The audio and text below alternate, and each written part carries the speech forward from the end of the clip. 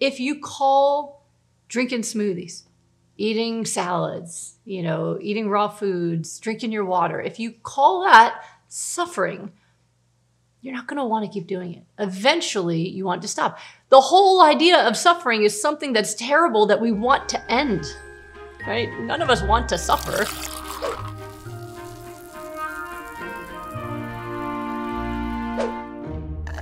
I was coaching someone in my group today who's been on plan every day. And she has food addiction issues, which is a lot of the reason why people do this, right? If you have food addiction, knowing you're going to have to show me your work and what you ate and know that I'm going to help you every day helps a lot. So what she wrote that I thought you guys could benefit from was, I'm on plan, I'm doing it. And she wrote the words, I'm suffering through it, but I'm worried it's going to backfire at some point because it always does.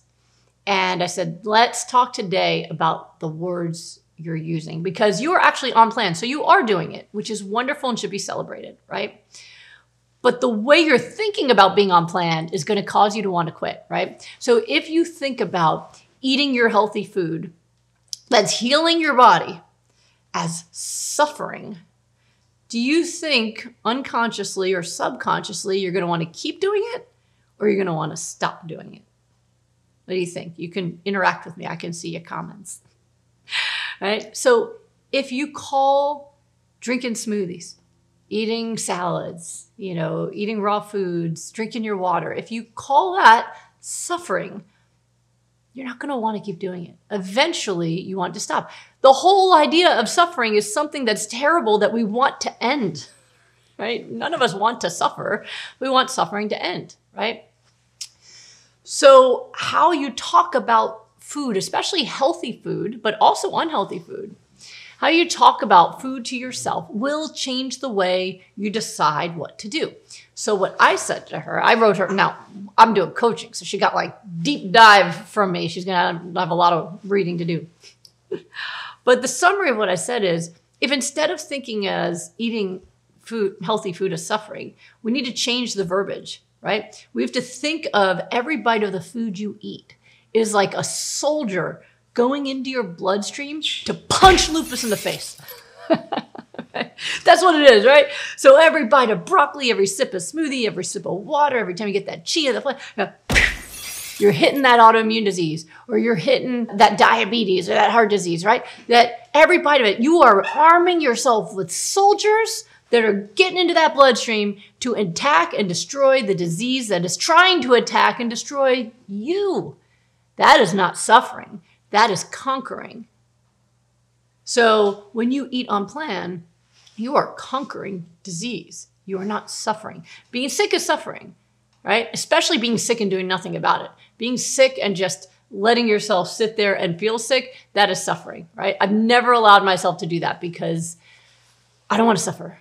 So when I feel pain, I do something to relieve the pain, whether it's talking, working. My work actually is pain relieving. I love my work. I was actually very happy when I watched Jerry Seinfeld's commencement speech. And he said in his speech, about work, you know how they always say nobody ever looks back on their life and wishes they spent more time at the office? Well, why? If you took a stupid job that you find out you hate and you don't leave, that's your fault. Don't blame work. Work is wonderful. I definitely will not be looking back on my life wishing I worked less. I'm with you, Jerry.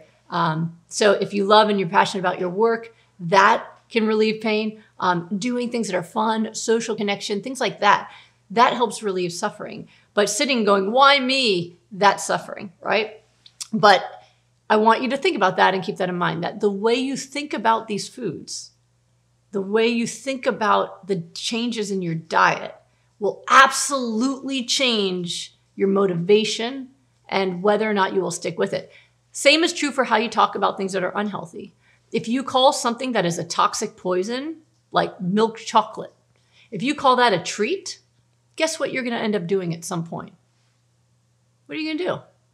You're eventually going to have it. Why? Because we all want treats. I want treats. Don't you want treats? Dogs want treats. Humans want treats. We all want treats. So make sure that if you're going to call something a treat, it's something that's good for you, right? I'll treat myself to getting a pedicure or something, right? I'll treat myself to a facial. I'll treat myself to a night out at a show. Those are treats. But poisoning yourself, that's not a treat. Now that creates suffering. So again, when you're thinking about food, think about what it does to you and then give it the right label. And that will change the way you make your decisions. It'll help you make the right choices and help you continue to make the right choices.